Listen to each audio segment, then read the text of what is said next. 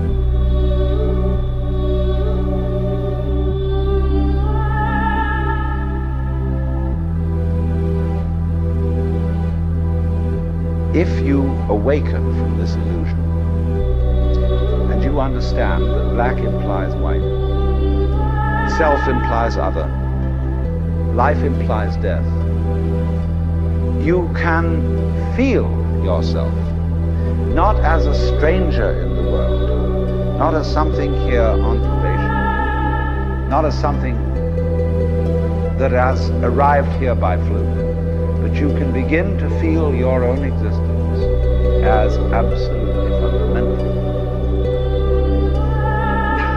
What you are basically, deep, deep down, far, far in, is simply the fabric and structure of existence itself.